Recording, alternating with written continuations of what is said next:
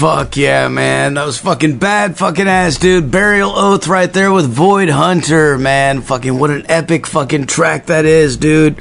And it ended with the fucking feedback thing. I fucking love that shit, dude. Let's call these motherfuckers up right the fuck now and see what the fuck is going on in their world, man.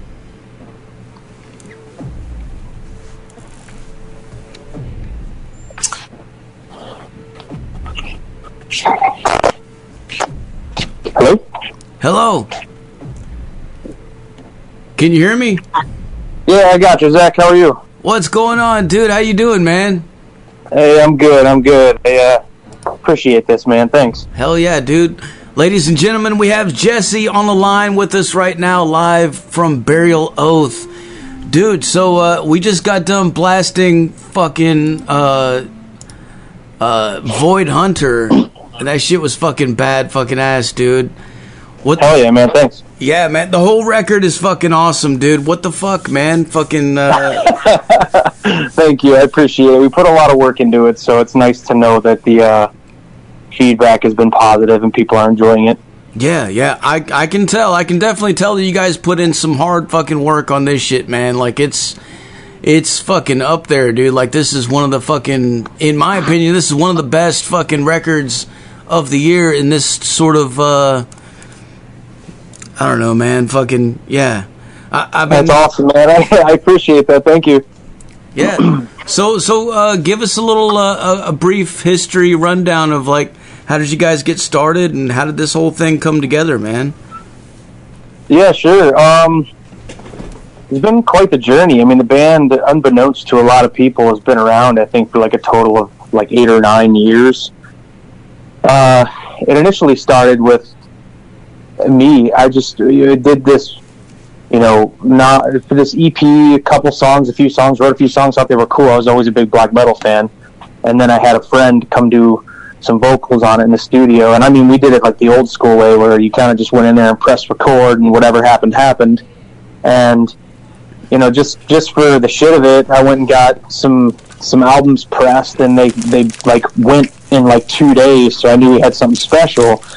So it was never really intended to be what it is. And then after that sort of happened, and we did like a limited run. It was like 100, but they still went so quickly that I was like, oh shit, there's something unique here that people might want to hear. And I had some of my other friends and joined me on the journey, and it's been that's what it is. That's badass, man. Hell yeah, dude. Yeah, there's nothing like the raw energy of fucking a band in a room and just capturing it like that, man. That's cool. Yeah, thanks. That's what we do now too. I mean, even on the record, I mean, that's what we do when we record. We kind of just we're not. We want the records to sound good, but we're not really a band that cares too much about getting everything completely perfect. I mean, that record that you're listening to that's all of us in the same room recording it, playing it live. So what you hear is what you get with us, albeit a little bit of studio magic. So hell yeah, dude. And this record, you guys signed with fucking Redefining Darkness too, man, which is awesome, dude. How did that come about? Yeah, thanks, man. That was, Thomas has been a friend of ours for a while, but I knew we were talking to him a few years ago about it, because the album has actually been written for quite some time. We were talking to him a few years ago about it, and we finally got around to getting it out. I mean, as you mentioned, we all spent time touring with other acts, and we've been kind of touring pretty profusely the last couple years, so everything all kind of worked out for the best. But Thomas was looking for a black metal release, and we were looking for a good partnership, and he really came through and helped us out on that one. So fucking badass, man. And talking about touring with other acts, man, I know you were playing drums with Cloak for a while, man. How did that come about? And gotcha. Yeah. It was played several tours. The last one I just did, we just did that festival run in Europe, so I got to do Brutal Assault and Party Son and all the badass. Yeah, it was quite fun, man. It was kind of cool living in Europe for a month. So But we got to do that, and then before that we did, it was just several at this point. The biggest one we did was that 6-week tour, but how that came about was, I've always had friends that have been, kind of integrated into the scene and into the community of touring musicians, and the drummers are hard to find, and it basically came down to one day, like, I love Burial is my own thing, and I love doing my own thing, but sometimes, like, if you really want to do it and take an opportunity and something cool comes along, you have to, get the work. So I got referred to Cloak and sent them some videos, and that's all she wrote, man. They became some really good friends of mine, and still talk to Scott every day, and it's kind of funny the way things work out, because you get in these bands and you meet friends and you do a lot of cool shit together. But man, it's incredible. It's been cool. Hell yeah, dude, that's fucking awesome, man. I mean, thanks. Yeah, and we love Cloak, dude. So, like, I remember when you fucking first hit me up and you mentioned something about Cloak, and I was like, whoa, wait a second, fucking what? And I know he'd worked with you in the past, so. Hell yeah, man. Yeah, we had Cloak on the show a while back, man. Fucking cool band, dude. Really cool. Yeah, good dudes, cool band. Could not have been happier about what they've done for me and how they've helped out, and I don't know, all of it. It's been cool. So, what was it like? What was it like touring over there in Europe? Like, what's the metal crowds like over there in Europe compared to what it's like here in the States? What was the? Yeah, man, it is wildly different over there. I'll be transparent. I love touring the States. I think as far as tours go, I like touring the States more purely for the convenience, because everything is everywhere all the time. Yeah. Which is awesome. I mean, I don't think people realize how good the States really kind of have it as far as convenience and as far as space. But when it comes to the art and the fans, going over there is a whole different animal. It's, obviously streaming services kind of taken over the world, and that's always a hot issue of has it hurt or has it helped. But when you go over to Europe, I mean, it doesn't really matter. I mean, people show up in droves, and they know every word, and they're buying every record, and they're buying every piece of merch. I mean, we were on tour with Hellripper out there in between the festival dates, and there wasn't really one bad show. A lot of them were close to or at capacity, and the fests were thousands of people. But they were all just, they love the music, and they really respect the art over there. So it's a lot different than touring in the States in that regard. Yeah. But, if you're hungry and you're on the highway, it's not like you could pull off at any random village and kind of get a burger somewhere or something. You have to plan. Yeah, you have to plan a little bit more accordingly, or you have to think ahead a little bit more. And, the sleeping arrangements, the beds are real small and the hotel rooms are real small. So I don't think people realize how good they have it as far as convenience and food and just, space over here. But it was cool. It was a fun experience. I'm glad I got to do it. And we're already talking with our agency about going back with Burial Oath. We just don't know when. So hell yeah, dude. Hell yeah. Yeah, man, fucking Europe is crazy, dude. Like, I mean, for me, even, like, when I first got into the whole radio thing, and then when I went into PR, like, Europe has always been and still is, like, the biggest fucking supporters of everything that we do, and, like, there's so much, they're just so, I don't know, they're so fucking hungry for it, man. Like, it doesn't matter to them, like, whether it's something big or something underground, like, they're very, I don't know, there's just something about them, man. Like, they're very open to just discovering and just loving, like, everything about it. Not saying, there's not people over here that are like that too, like, but it's definitely different, man. It's just a different culture, I guess, Oh, totally. You mentioned something, whether they're underground or large. I think that piece was really apparent out there. Obviously, people still have an immense amount of respect for the underground scene in the U.S., but there is sort of that. There's sort of that well, there's underground and then there's big bands. We have a lot more bands over here. But again, whether you're a big band, small band, medium-sized band, yeah, you're right. They all show up. And even those small towns, like I think going through Germany, we played a little town called Morlenbach. It was like something out of a movie. But, I mean, people showed up. They all came out, and they were just appreciative of it, so it was cool. Yeah, yeah. And the media over there, like, you know, the magazines over there and stuff, they eat it up, man. They love all the fucking different stuff. Like, they don't, yeah, like what you're saying, you know, they don't give a fuck, like, how small something is or how big it is. Like, they look at it all, they still sort of seem to treat it all equally, you know, and yeah, totally. That's cool, because that's sort of like, for me, honestly, that's how I've kind of always looked at things, you know, and so it's definitely cool, man. Absolutely. Being in an underground bands my entire life, I have an immense amount of respect. I mean, not to slight the larger guys, but there's arguably a lot more talent in that pool than there is on the guys that are, you know, currently out there doing it. So over here we have Decibel Magazine, which is bad fucking ass. I love those guys. Yeah. And then we got Revolver, you know, which is more catered to the bigger stuff, but you know, that's about it, like, as far as what we have over here, you know. But over there they have fucking, like, it's like an endless fucking list, man. It's insane. Yeah, there's a lot. Hell yeah. So the band Burial Oath, how did you guys come up with the name for it? It went back to I wanted something that was, again, so, you know, you have a lot of people in black metal that kind of borrow theologies and ideologies, and I just didn't want to be that person. You know, I didn't want to name it something Swedish. I didn't want to name it something Norwegian. You know, a lot of people try to do that. I wanted something that sounded like a U.S. band.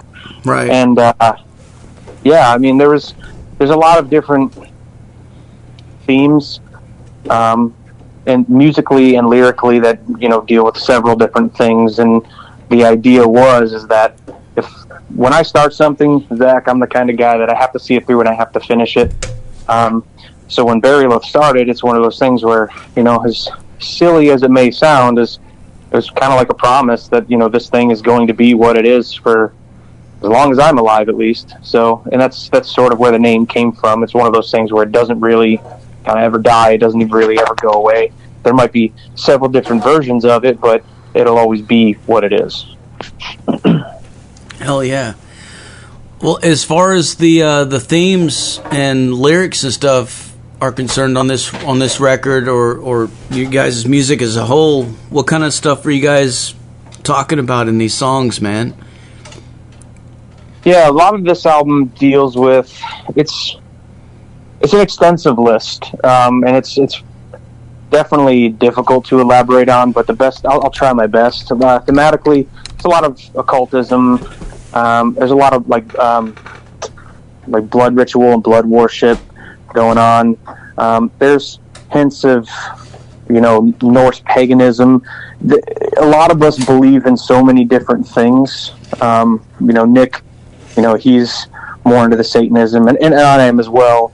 But I'm also, I also come from the background of, I'm also a native, so I have paralleled pagan beliefs too. So there's so many different things that are working in the band thematically that we're not going to contradict ourselves, but we're certainly going to dive into a handful of them when we play and when we write. Hell yeah, fuck yeah, man. Well, the video for Void Hunter is fucking awesome, dude. Oh yeah, man! Thank you. Yeah, appreciate that. The production of that looks fucking huge. I mean, like it really looks fucking. It's badass, dude. It's like something. I don't know. It's like it's weird. Like that's like something that you would expect from a bigger band. But like, so how did you guys put that together, man? Yeah, so I do own my own media company. So a lot of the visuals, a lot of the art. You know, sometimes we do outsource and we do hire people to commission pieces for us, but a lot of the art, a lot of the music videos, a lot of as much as we can do is handled in-house, and that's because we do want to control the vision, we want to control the artistic direction, and when we put the video together for Void Hunter, the video kind of tells a vague story, but I knew that I wanted to capture key shots and key frames when we went behind the camera, which was challenging, but I didn't want to be up against a timeline or up against someone else's vision, and we don't want to do that going forward. So we just took our time on it. I mean, it was probably 6 months. We shot a whole different version of the B-roll, and it just did not look the way we wanted it to, so we went back and refilmed it. We shot everyone's part 3-4 times maybe. So yeah, it was just a lot of carefully crafting and making sure we got the shots. And I'm not someone, and the guys, we're never, the band is never a band that's going to do something half-assed. If we can, live, we're very theatrical. We like to put on a performance. When we like that whole theatrical element to come through in our media and our artwork and our visuals. So if we have a say in it, we'll always give it gas 110%. Hell yeah, man. That's fucking badass, dude. I mean, in 6 months, dude, like, fuck, man. I don't think a lot of people realize, like, how much time and effort actually goes into doing stuff like that, sometimes. I mean, and you don't know what's going to happen with it, You're just going to throw it out there and see what happens, and fucking hope for the best, but, like, you're just throwing it out there, and after all that work and everything, but it seems like it's paying off, man. That's cool, dude. Yeah, thank you. I appreciate it. It seems like it. Yeah, you don't really know. You kind of you do spend a lot of time. I mean, it was probably 40 plus hours of just editing that video. But luckily, we have some friends. Their first video for Pagan Fires, the visualizer. Our friends at Decibel Magazine helped premiere that. Hell yeah! And then our same friends at Decibel got us connected with New Noise Magazine that helped us premiere Void Hunter. So, and then having Thomas on board, Redefining Darkness, has certainly been a huge help. So we have a lot of friends that are in our corner that are trying to push us in the right direction, and which is good to know because the industry is not normally like that. So. Oh yeah, I totally agree, and I can't say enough good things about fucking Decibel Magazine, man. They're amazing, dude. They do a lot of cool shit, man. They really do. I've been subscribing to that magazine almost since the beginning, man, and fucking I'm one of those fucking nerds, one of those metalhead nerds, that grew up fucking subscribing to all kinds of shit. I used to have in the 80s me too. Metal Edge and Circus Magazine and fucking Metal Maniacs. That was the one that was the cool one, like that was the one where you found out about like the really heavy shit. But a lot of those fucking magazines sort of died out, I guess, in the 90s, and then Decibel came out a little bit later. Yeah, I remember Decibel. Decibel was another one that I was just like you. I was kind of that metal nerd too back in the day. There's always something that's been a part of my life. So yeah, I had every magazine. I had just like Metal Hammer was another one. Yeah. But I remember, so it's kind of cool to have some friends and some publishers over there that want to help you succeed, that are especially something that you've been kind of following and reading and sort of have seen kind of grow your entire life, and now you're just like, oh shit, I'm being premiered through them. So it is cool. It's fucking awesome, dude. Yeah. Hell yeah. So for people out there that have never seen you guys live before, what can you tell them to expect at a live show with you guys, man? As I said before, man, I mean, we just, if we can give it our all, we will. I mean, we always try to, we have and maybe hopefully I'm not shooting myself in the foot by saying this, but we do have a no bad show policy in the band. If we can help it, and, there's just no such thing as not being able to perform. Obviously, there's human errors and human things that are going to happen, but the way we look at music in a lot of ways is a service industry. So if we're lucky enough that people want to come see us, or we're lucky enough that people are sticking around to see our band, it is owed to those people who are watching us to give them the best possible performance. Maybe they like it, maybe they don't, but it is very theatrical. It is an atmosphere. I do think our show is immersive for the audience. Hell yeah, dude. As far as the theatrics and stuff go, like what kind of are you guys fucking drinking blood and shit like that, or? Yeah, not quite. We used to do that back in the day, and we had some, venues that weren't quite a fan of that. And and naturally, if they serve food, I get it. You can get into trouble, and so we tried to do. Then we were talking whether you try to do like all the fake stuff, and we're just like, we don't really want to do fake stuff, so we're not going to do it at all. When it comes to theatrics, again, it's an atmosphere, right? We do use a lot of live animal bones. That my bass player has collected, so they are real. Not like we're buying these things online, but so we always find different predator skulls and different imagery like that to utilize in the performances. A lot of candles. I wouldn't say it's anything that people necessarily haven't seen before. We're not trying to reinvent the wheel. We're just trying to get out there and do it and give people what they want. Yeah, dude. One of my favorite black metal bands that I've seen live, Watain. Yeah. They fucking, like those guys are fucking insane, man. Like they came out, and I remember reading the stories about it beforehand, going into it and expecting it, but not realizing that it was really going to be real. And they came out there with fucking all kinds of animal bones and shit, and they had these fans fucking like blowing out to the crowd, and they were putting fucking bones on them and shit so that you could smell it, and the whole place just smelled fucking like stench of fucking decomposition, man.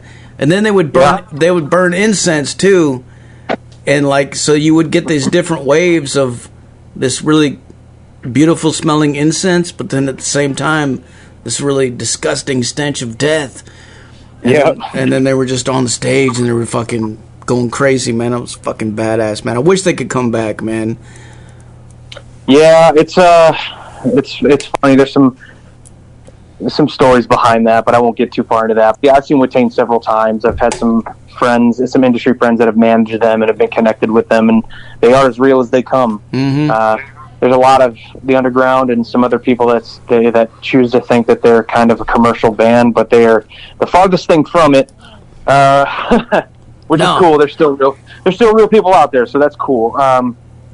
No, our shows don't go that far. We don't bring dead stuff. I mean, we do use scents and everything. Our shows are not as necessarily as ritualistic as the rest, again, because there's so many different theologies going on within the music.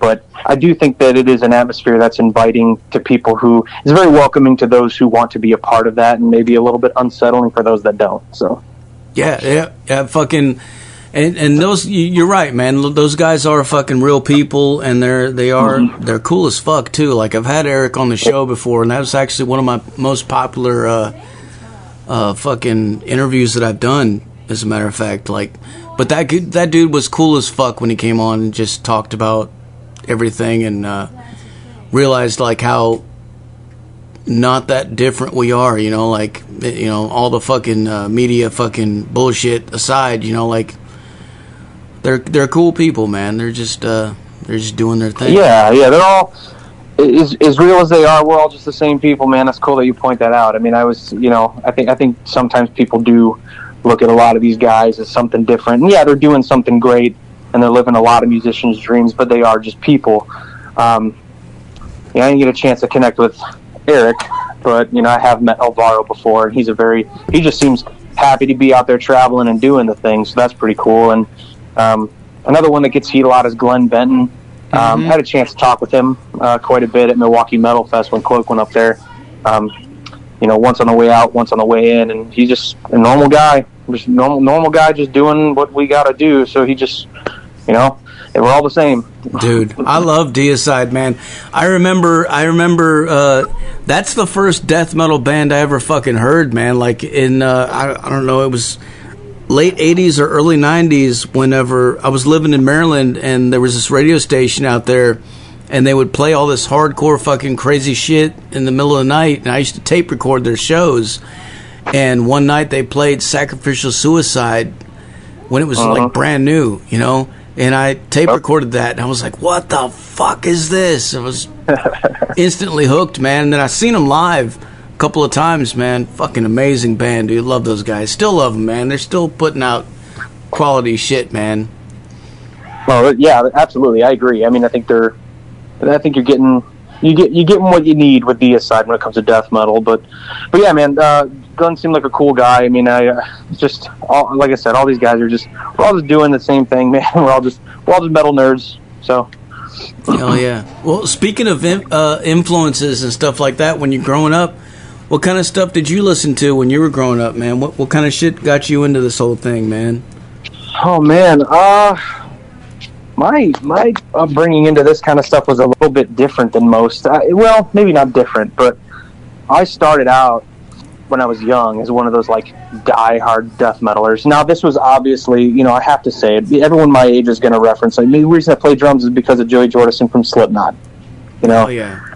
I can't sit here and say, that they're a band that I listen to now, but back then it was new and it was groundbreaking, and this dude's doing shit on the drums that no one's ever heard before, so it was cool. Of course you want to play drums.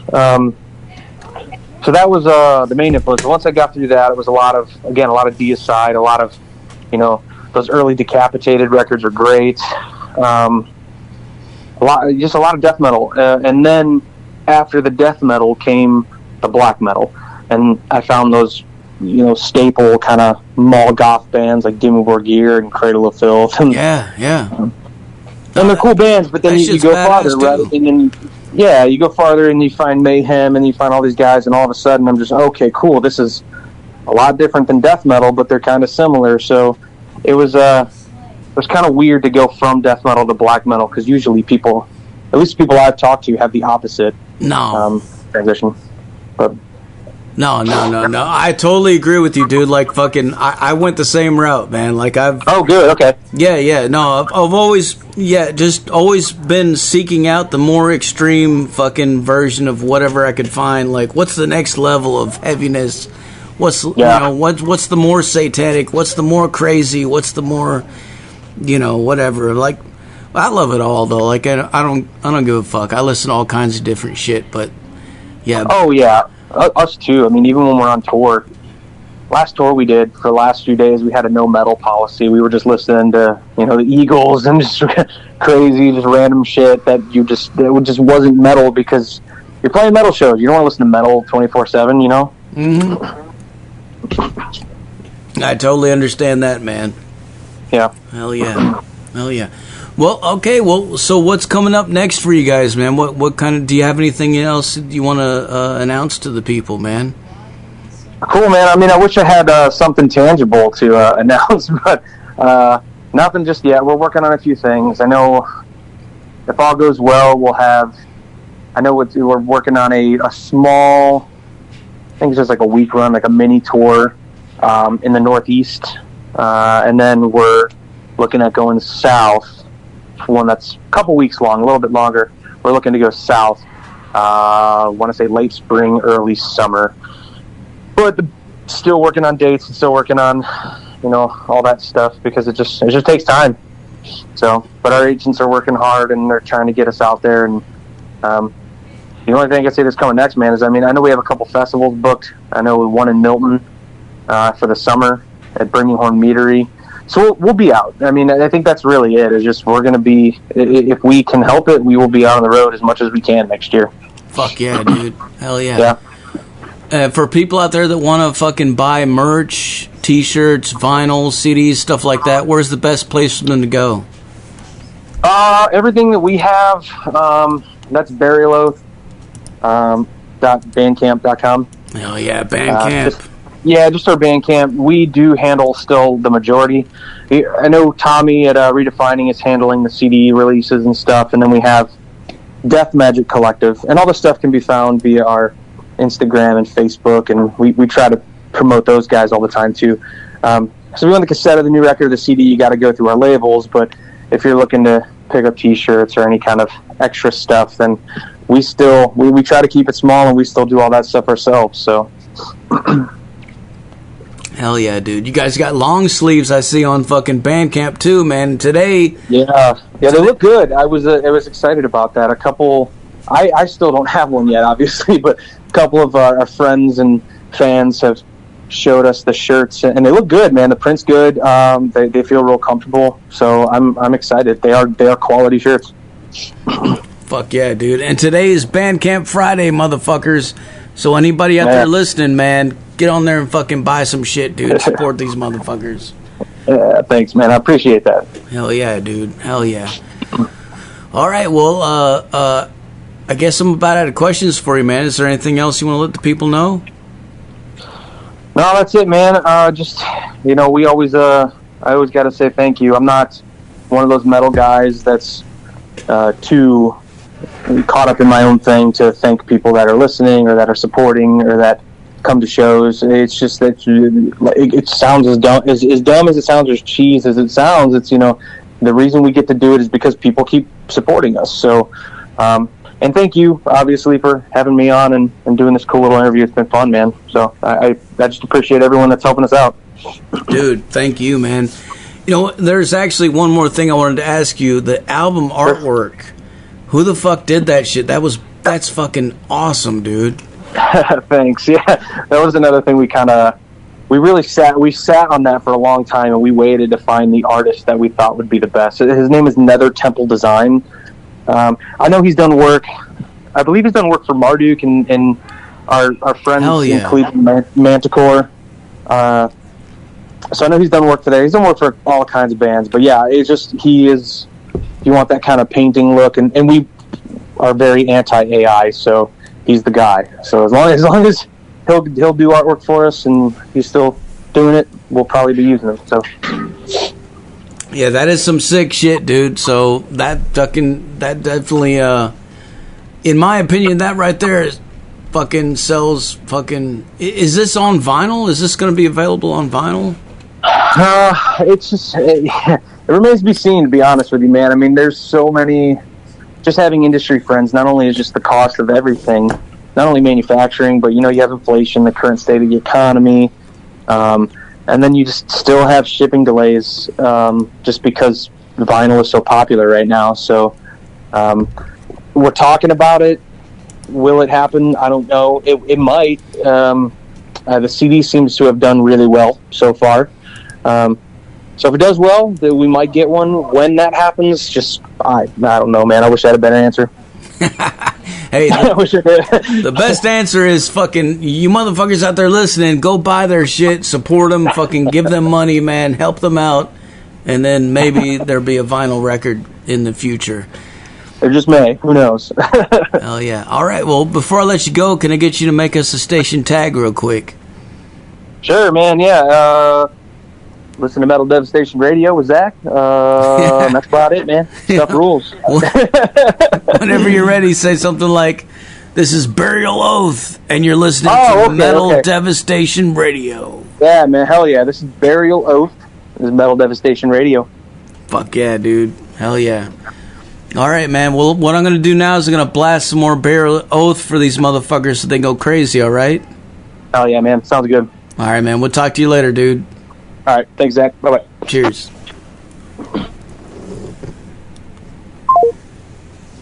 There you have it, folks. Burial Oath live on the Zach Moonshine Show with Metal Devastation fucking Radio. Like I said earlier, man, and this is very important, put your speakers in your windows, put them in your front lawns, put them in your neighbor's driveway. If you got speaker cable long enough, carry your speakers outside. I don't give a fuck how cold it is.